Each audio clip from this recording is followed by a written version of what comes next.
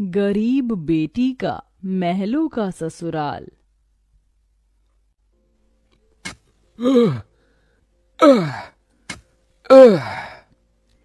तपती धूप में वह गरीब किसान खेतों में फावड़ा चला रहा था।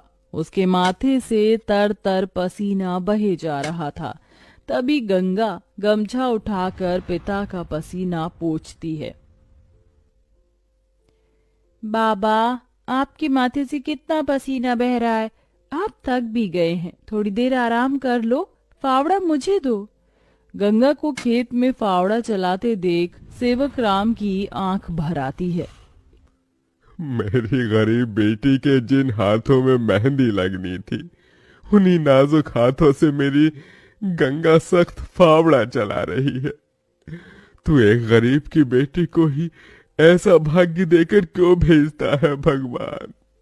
एक गरीब के जीवन की सबसे बड़ी दुविधा बेटी को ब्याहना होता है। ये कहानी है ऐसे ही किसान सेवक राम की, जो बड़ा गरीब है। उसकी दो बेटी गंगा और अंजू हैं। यूं तो सेवक राम ने गंगा के लिए कई रिश्ते ढूंढे, मगर भला एक गरीब की बेटी का हाथ कौन थामना चाहता है। किसी तरह से उनका जीवन कट रहा था। सेवक राम, उसकी बूढ़ी पत्नी जानकी और दोनों बेटी सारा दिन तपती धूप में खेत में काम करते रहे। शाम को खेत का मालिक ब्रिज वहां आया। अरे ओ सेवक राम, सारा खेत जोत दिया? जी ब्रिज बाबू, खेत भी जोत दिया और बीज भी बो दिया। ये ले, तेरे परिवार की आज की दिहाड़ी 250 रुपए। ये क्या मालिक, आप पैसे तो कम दे रहे हैं। पहले मेरी अकेले की दिहाड़ी आप मुझे 200 रुपए देते थे, फिर घटाकर 100 रुपए कर दिया और फिर सीधे 70 रुपए कर दिया, और उसमें भी पूरे पैसे नहीं दे रहे हैं। मैं, मेरी दोनों बेटी और पत्नी को मिलाकर हम कुल 4 जन आज खेत में दिन भर जर मर कर खटे हैं। अरे 30 रुपए ही तो कम है, उसमें क्या तू खरीद लेगा है? एक एक रुपया भी मेहनत से कमाना पड़ता है मालिक। फिर ब्रिज बाकी के 30 रुपए भी सेवक राम को दे देता है, जिसके बाद वह अपनी मढ़ई में आ जाते हैं और गंगा सबको खाना बनाकर खिलाती है और एक फटे गुदरी पर पूरा परिवार जमीन पर लेट जाता है। मगर एक पिता होते हुए सेवक राम चिंता में सो भी नहीं पाता। वह रात भर आंसुओं से बिछौना भिगोता है। अजी, आप अभी तक जाग रहे हैं? जिसके घर में जवान बेटी ब्याहने को हो, वो कैसे सोए? जाने मेरी गरीब बेटी के भाग्य में क्या लिखा है। भगवान ने सभी के घर आंगन में भाग्य जाग रहे हैं, मगर मेरी मढ़ई के आंगन में मंडप कब बनेगा? अजी, तुम चिंता मत करो, भगवान ने कहीं न कहीं जोड़ी बनाई होगी। सेवक राम का यही दुख कम न था। अभी तो और भी कठिनाई आने को थी।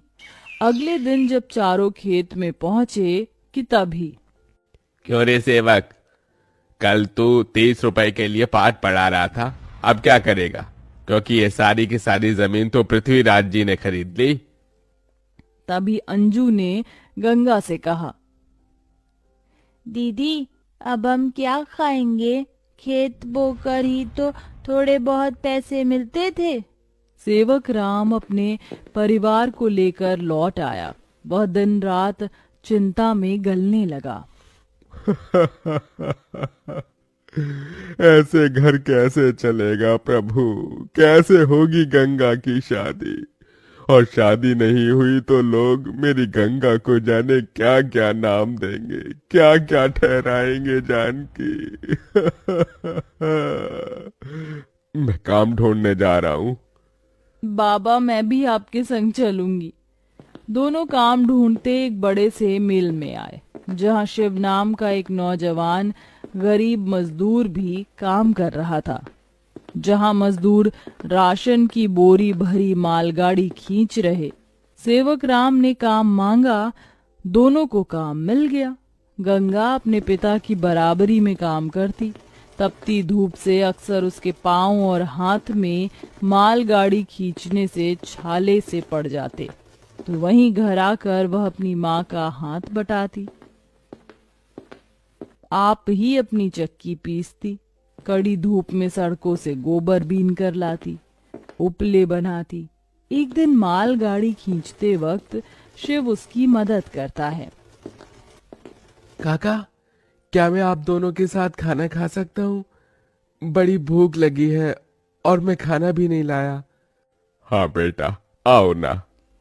ये कहते हुए गरीब गंगा अपने प्याज और रोटी में से उसे भी देती है और हिचक से भरकर कहती है, माफ कीजिएगा, आपको खिलाने के लिए हमारे पास कोई पूरी पकवान तो नहीं है, जो है यही खा लीजिए। शिव वह रूखा सूखा भी हंसकर खाने लगा। अब अक्सर शिव उनकी मदद कर देता। उसकी अच्छाई गंगा के मन को भाने लगी और एक दिन शिव ने कहा, काका, अगर आप मुझे इस काबिल समझे तो मैं आपकी बेटी का हाथ थामना चाहता हूँ। बेटा, मेरी गरीब बेटी को तुम जैसा मेहनती जीवन साथी मिलेगा। मुझे तुम पसंद हो बेटा। गरीब सेवक राम की दिली इच्छा तो थी कि गंगा को बड़ा और अच्छा घर द्वार मिले, मगर उसके मन में शिव को लेकर भी एक संतोष था। मगर सेवक राम ने जो कभी सोचा भी नहीं था, अगले दिन वो हुआ। कई बड़ी गाड़ियां लाइन से उसके चौखट पर आईं और शगुन से भरी थालियों के साथ शिव अपने परिवार के संग उनके घर आया। उनके महंगे कपड़े लत्ते देख एकदम महलों में रहने वालों से थे। शिव के संग उसके माता पिता पृथ्वीराज, वसुंधरा और बहन योगिता थी। अंजू ने उन्हें देख तपाक से बोला, अरे बाप रे, ये तो राजा महाराजा से लगते हैं। अजी, आपने तो कहा था शिव गरीब घर का लड़का है। शिव बेटा, ये सब क्या है? यही मेरी सच्चाई है काका। माफ कीजिएगा, मैं मजदूर या गरीब नहीं था, बल्कि महलों का बेटा हूँ। मगर मुझे एक ऐसा जीवन साथी की खोज थी जो मेरा धन दौलत देखकर मुझे न अपनाए। इसलिए मैं उसे ही ढूंढने के लिए ये जीवन जी रहा था। जिसने मुझे मेरी गरीबी के संग स्वीकारा वो गंगा थी। इसलिए मेरे महलों की दुल्हन गंगा होगी। गंगा बनोगी मेरे महलों की बहू और मेरे बेटे की दुल्हन। अपनी गरीब बेटी के लिए महलों से आया रिश्ता देखकर सेवक राम बड़ा रोया। भगवान, तूने मेरी फटी झोली में इतनी खुशियां डाल दी। मेरी बेटी महलों की दुल्हन बनेगी। हर बाप चाहता है कि वो अपनी बेटी का हाथ जिसके हाथ में दे वो उसे रानी बनाकर रखे। अब मेरी बेटी सचमुच में महलों की रानी बनेगी। समझे जी, मंगनी कर ले। मगर इतनी छोटी सी मड़ई में सब कैसे होगा? ये तो टूटी फूटी है, आप लोगों के खड़े होने लायक भी नहीं है। मगर इस मड़ई में आप जितने दिलदार लोग रहते हैं तो ये महलों से बढ़कर है। इसके बाद सेवक राम के छोटे से मढ़ई में उसकी गरीब बेटी की मंगनी होती है, जहां और थोड़े दिन के बाद बड़े ही धूमधाम के साथ गंगा की शादी होती है, जहां वह मंडप में मन ही मन कहती है, हे गौरी मैया, आपका धन्यवाद जो आपने मुझको मनचाहा वर दिया। इसके बाद गंगा विदा होकर अपने महलों के ससुराल में आ जाती है, जो दुल्हन के जैसा सजा हुआ होता है, जहां कई नौकर चाकर शाही अंदाज में उसके स्वागत में खड़े थे। तभी महंगे से लहंगे में ननद योगिता ने कहा, आइए भाभी, आपके महलों के ससुराल में आपका स्वागत है। जैसे ही योगिता गाड़ी से उतरती है, तभी नौकर चाकर थाली में फूल लिए खड़े उसके स्वागत में फूल बिछाए जाते हैं। जहां कल तक उसके पांव को कांटों की चुभन मिली थी, आज वह महल की दुल्हन बनकर फूलों में बदल चुके थे। जहां महल के द्वार पर सास वसुंधरा ने स्वागत किया, आओ हमारे महलों की दुल्हन, तुम्हारा स्वागत है। इस सोने की कलश को अपने दाहिने पांव से गिराकर अंदर आ जाओ। जी माँ। गंगा ने कलश गिराकर स्वागत किया। तभी ससुराल वालों ने उसे अनेकों तोहफे दिए। गंगा बहू, ये हार पिछले कई पुश्तों से हमारे महल में चला आ रहा है। अब तुम इसकी हकदार हो। भाभी, ये तोहफा मेरी तरफ से और ये तोहफा मेरी ओर से बहू। गीता दे रही हूँ। मैं जानती हूँ तुम इस महल का मान बढ़ाओगी। गंगा ने गीता को माथे से लगाया और फिर सास ससुर का आशीर्वाद लिया। माँ जी, बाबूजी, मुझे आशीर्वाद दीजिए ताकि मैं इस महल का मान निभा सकूं। सदा सुहागन रहो, जुग जुग जीती रहो।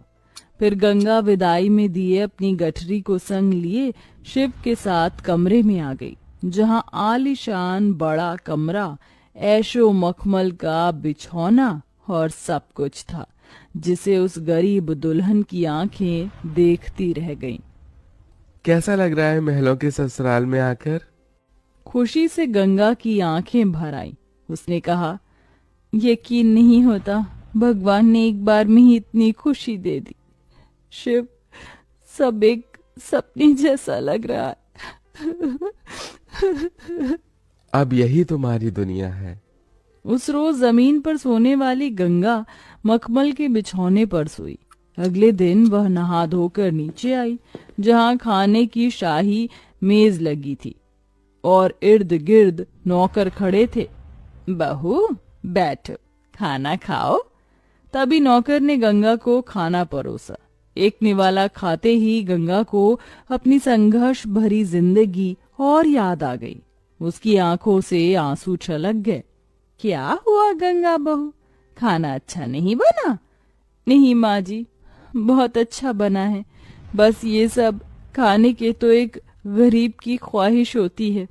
मैं बहुत खुश हूँ। बस चाहती हूँ कि हर लड़की को उसके सपनों का ससुराल मिले, जैसे मुझे मिला। थोड़े दिन में गंगा अपने महलों के ससुराल में सुखी से रहने लगी। किसी गरीब की बेटी को चुनकर हम भी ये पुण्य कमा सकते हैं।